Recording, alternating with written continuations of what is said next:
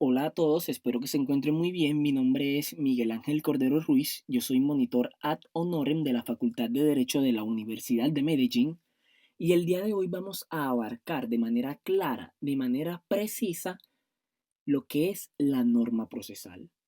Vamos a partir de una definición, de unas características, para luego tratar lo concerniente a la clasificación de la norma procesal y vamos a culminar con los ámbitos de validez de la norma procesal.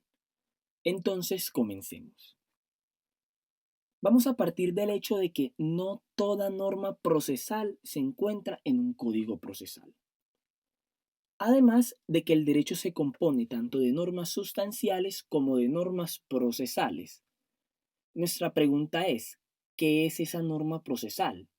Pues es aquella que regula las relaciones entre los sujetos que se encuentran en el proceso. En otras palabras, es aquella que reglamenta la norma sustancial, la que nos da pautas instrumentales para resolver los conflictos. Nos establece pautas para la competencia y para la jurisdicción. Nos establece pautas para el procedimiento y es el punto de partida del proceso. Teniendo clara la definición de norma procesal, podemos pasar a las características. En primer lugar, vamos a encontrar que la norma procesal es pública. ¿Por qué es pública? Porque proviene del Estado, está en cabeza del Estado y es de carácter imperativo.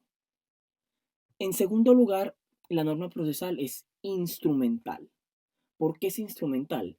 Porque es un instrumento para aplicar el derecho sustancial. En tercer lugar es formal. ¿Por qué? Porque nos establece esas formas que deben tener los actos procesales. En tercer lugar es dinámica. ¿Por qué? Porque se encuentra en constante movimiento. La norma procesal no es favorable ni desfavorable. Y por último vamos a agregar otra característica, y es que la norma procesal es de medio. ¿Por qué? Pues valga la redundancia porque es un medio para darle aplicación a la norma procesal. Teniendo clara ya la definición y las características, podemos pasar entonces a mirar la clasificación de esta norma procesal. Vamos a encontrar que la norma procesal se clasifica en norma procesal orgánica, norma procesal formal en segundo lugar y en tercer lugar, norma procesal material. Pero listo, ¿cuál es cada una? En primer lugar, la norma procesal orgánica es aquella que establece los órganos que van a administrar justicia, es decir, aquellos órganos que cuentan con función jurisdiccional. Tenemos como ejemplo claro de una norma procesal orgánica la Ley 270 de 1996, es decir, la Ley Estatutaria de Administración de Justicia. Tenemos también a modo de ejemplo el artículo 16 de la Constitución Nacional, que nos va a decir quiénes administran justicia en Colombia. Y vamos a tener en tercer lugar, a modo de ejemplo, la Ley 1285 de 2009, que es una ley que modifica la Ley 270 del 96, es decir, la Ley Estatutaria de Administración de Justicia. En segundo lugar, vamos a tener la norma procesal formal. ¿Cuál es esta norma? Es aquella que nos establece las formas que deben tener los actos procesales. Es decir, nos establece cuál es su contenido, cuál es su forma, cuál es su tiempo y cuál es su lugar. Vamos a tener a modo de ejemplo el artículo 82 y el artículo 96 del Código General del Proceso. Este artículo 82 del Código General del Proceso nos va a indicar cuáles son los requisitos que debe tener una demanda, es decir, su contenido. Y el artículo 96 nos va a indicar el contenido de la contestación de la demanda. son ejemplos claros de normas procesales formales, es decir, las que nos establecen las formas de los actos procesales. Vamos a tener en tercer lugar la norma procesal material. La norma procesal material es aquella que establece conductas para los sujetos procesales. ¿Cuáles son estas conductas? Son las siguientes. En primer lugar, derechos. En segundo lugar, deberes. En tercer lugar, cargas. En cuarto lugar, facultades. Y en último lugar, obligaciones. Estas conductas de los sujetos procesales las vamos a diferenciar bajo dos criterios. El sujeto procesal al que se dirige y en segundo lugar si su incumplimiento genera o no genera una sanción. Vamos a partir entonces de que el derecho es aquel que emana de una norma jurídica que es pública y por lo tanto oponible al Estado, pero que se dirige a las partes y a los terceros. Es decir, no se dirige al juez y su incumplimiento no genera una sanción. En segundo lugar, vamos a tener los deberes. Los deberes son aquellos que derivan de la norma jurídica, es pública y es oponible al Estado por consecuencia y que se dirige a las partes, a los terceros y al juez y que su incumplimiento sí va a generar una sanción. En tercer lugar, la carga. La carga es aquella que deriva de la norma jurídica, que es pública y es oponible al Estado, y que se dirige a las partes y a los terceros, y que si no se hace va a generar una consecuencia negativa. Vamos a tener en cuarto lugar las facultades. Las facultades son aquellas que emanan de la norma jurídica, que es pública y oponible al Estado y que está dirigida a las partes, al juez y a los terceros, y que su incumplimiento no va a generar una sanción. Y vamos a tener en último lugar la obligación. La obligación, por supuesto, es aquella que deriva de una norma jurídica, es pública, oponible al Estado y que va a estar dirigida a las partes y a los terceros y que su incumplimiento sí va a generar una sanción. Teniendo esto claro, hemos culminado lo concerniente a la clasificación de la norma procesal y podemos como consecuencia iniciar ya para culminar con los ámbitos de validez de esta norma procesal. Vamos a encontrar que la norma procesal cuenta con 4 ámbitos de validez. Un ámbito formal, un ámbito espacial o territorial, un ámbito subjetivo o personal y un ámbito temporal. Cada uno de estos ámbitos va a responder a una pregunta clave, la cual vamos a desarrollar en su debido momento. Vamos a partir entonces del primer ámbito de validez, el ámbito de validez formal. Este ámbito de validez formal nos va a responder la siguiente pregunta. ¿Con base a qué se aplica la norma procesal? La respuesta la vamos a hallar en el artículo 4 de nuestra Constitución Política, que nos va a indicar que la Constitución es norma de normas y que en caso de toda incompatibilidad entre la Constitución y la ley u otra norma jurídica, se van a aplicar las disposiciones constitucionales. Eso nos indica entonces que la norma procesal debe ser aplicada o debe estar conforme con la Constitución. ¿Y qué pasa si una norma procesal no está conforme a la Constitución? Pues en este caso vamos a tener una consecuencia. Y esa consecuencia es que se va a inaplicar esa norma o esa ley por inconstitucionalidad. El segundo ámbito de validez va a ser el espacial o el territorial. Este ámbito espacial o territorial va a responder a la pregunta ¿dónde se aplica la norma procesal?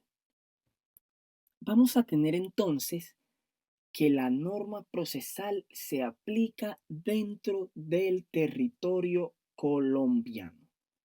Es decir, que por fuera del territorio colombiano, por regla general, no tiene aplicación esta norma procesal. Esto con base en el principio de la territorialidad, principio que está consagrado en el artículo 18 del Código Civil. Este principio de territorialidad tiene dos implicaciones. En primer lugar es que el juez no debe aplicar una ley extranjera y en segundo lugar es que la norma procesal extranacional no puede modificar una norma nacional. Sin embargo, como dijimos muchachos, esta es la regla general. Debemos preguntarnos entonces cuál sería la excepción. La excepción en este caso es la extraterritorialidad. Y la extraterritorialidad se va a presentar para 4 casos. En primer lugar, la apertura de testamento cerrado en otro país. En segundo lugar, para medios de prueba. En tercer lugar, para sentencias extranjeras, que es lo que conocemos como el exequatur, consagrado en el artículo 605 y siguientes del Código General del Proceso. Y en cuarto lugar, el cumplimiento de laudos arbitrales. Esos son los 4 casos en los que no se aplica la regla general, es decir, el principio de la territorialidad, sino que se aplicaría la excepción que es la extraterritorialidad. En este punto, ¿qué precisiones debemos hacer? En primer lugar, que el artículo 19 del Código Civil consagra que los colombianos residentes o domiciliados en país extranjero van a permanecer sujetos a la norma de este código, en 2 asuntos especiales. En primer lugar, en lo relativo al estado de las personas y en segundo lugar, en las obligaciones y derechos que nacen de las relaciones familiares. Esto es lo que nosotros conocemos como el estatuto personal. La segunda precisión es que el artículo 20 de este mismo Código Civil va a consagrar que los bienes situados en territorio nacional van a estar sujetos a las disposiciones de este Código Civil, independientemente de que los dueños sean extranjeros y residan fuera de Colombia. Esto es lo que conocemos nosotros como el estatuto real, es decir, se aplica la norma del lugar de ubicación del bien. Y la tercera precisión es que el artículo 21 nos indica que las formas de los instrumentos públicos se va a determinar por la ley del país en que hayan sido otorgados. Esto es lo que conocemos nosotros como el estatuto mixto, es decir, la ley del lugar del acto. Culminadas estas precisiones, podemos pasar entonces a mirar el tercer ámbito de validez de esta norma procesal, que es el ámbito subjetivo o personal. Este ámbito subjetivo o personal va a responder a la siguiente pregunta: ¿a quiénes se les aplica la norma procesal? Vamos a tener entonces que la respuesta a este interrogante es que la norma procesal se le aplica a toda persona, sea natural o jurídica, mayor o menor de edad, nacional o extranjero que se encuentre dentro del territorio nacional. Esta sería entonces, muchachos, nuestra regla general. ¿Por qué nuestra regla general? Porque existen unos sujetos que gozan de inmunidad diplomática, y estos sujetos son los embajadores o los cónsules. ¿Qué implica que ellos gocen de inmunidad diplomática? Lo que implica es que se les va a aplicar la norma procesal de su país de origen. Sin embargo, debemos tener en cuenta que esta excepción tiene a su vez una excepción, y es aquella en los cuales este tipo de funcionarios llevan a cabo acciones reales sobre bienes ubicados en Colombia, en primer lugar. En segundo lugar, si llevan a cabo una acción sucesoria a título privado. En tercer lugar, si realizan alguna actividad por fuera de sus funciones o en caso de que realicen actos no oficiales. Esta, muchachos, sería la excepción a la excepción, es decir, en estos casos se les va a aplicar la norma colombiana. No se les va a aplicar entonces esa norma procesal de su país de origen, de la cual ellos tienen acceso por el hecho de tener esa inmunidad diplomática de la que estamos hablando. Una vez claro este ámbito subjetivo o personal, nos podemos disponer a desarrollar el último ámbito de validez de la norma procesal, que es el ámbito temporal. Ese ámbito temporal es muy importante porque nos va a responder al siguiente interrogante: ¿en qué tiempo se aplica la norma procesal? Para desarrollar ese interrogante vamos a partir de unas premisas básicas. La primera es que una norma se aplica desde su promulgación hasta su derogación. La segunda es que si un proceso se va a iniciar, se le aplica la norma que esté vigente. Nos tenemos que remitir entonces en materia civil a la Ley 1564 del 2012, que es el conocido Código General del Proceso. Si es en materia laboral, a la Ley 1149 de 2007, que es el Código Procesal del Trabajo y de la Seguridad Social. En materia contencioso administrativo sería la Ley 1437 de 2011, que es el Código de Procedimiento Administrativo y de lo contencioso administrativo. Y en penal tenemos entonces la Ley 906 de 2004, que es el que conocemos como el Código Penal. Eso para indicar, muchachos, que si un proceso se va a iniciar hoy día, se va a regir, dependiendo de la materia, por uno de los 4 códigos que acabamos de mencionar. La tercera premisa me gustaría que la tratáramos a modo de pregunta. ¿Cuál sería la pregunta? ¿Qué sucede cuando hay un proceso en curso y existe un tránsito de legislación? Cuando existe un proceso en curso y un tránsito de legislación, vamos a encontrar, muchachos, una regla general y una excepción. La regla general es que la norma procesal es de aplicación inmediata. ¿Por qué de aplicación inmediata? Porque la aplicamos desde su emisión hacia el futuro. Es decir, en principio se impide que se aplique una ley derogada. ¿Por qué pasa eso? Porque si el proceso está en curso es porque no existe un derecho adquirido. Sin embargo, debemos tener en cuenta algo, y es la excepción de la que estamos haciendo mención. Y es que, como observan en el cuadro, existe un momento, existen situaciones en las que se puede aplicar la norma procesal de manera ultraactiva. Estos casos van a estar consagrados en el artículo 624 del Código General del Proceso y van a ser los siguientes: para recursos interpuestos, para práctica de pruebas decretadas, para audiencias convocadas, para diligencias iniciadas, para términos que comenzaron a correr, para incidentes en curso y para notificaciones que se estén surtiendo. Este artículo 624, el cual nos consagra la excepción que es la aplicación ultraactiva de la norma procesal, la vamos a entender mejor con el siguiente ejemplo. Vamos a suponer que nosotros iniciamos un proceso y ese proceso lo iniciamos bajo la vigencia de la ley número 1. Vamos a suponer también que el día de hoy inicia a correr un término de 10 días para que yo realice determinado acto procesal. Y supóngase que en el día quinto se expide la ley número 2. Y esa ley número 2 dentro de su articulado va a consagrar que ya el término que yo tengo para realizar ese acto procesal no va a ser de 10 días, sino que va a ser de 6 días. Es decir, el término se nos vencería el día de mañana. ¿Qué pasa entonces en este caso?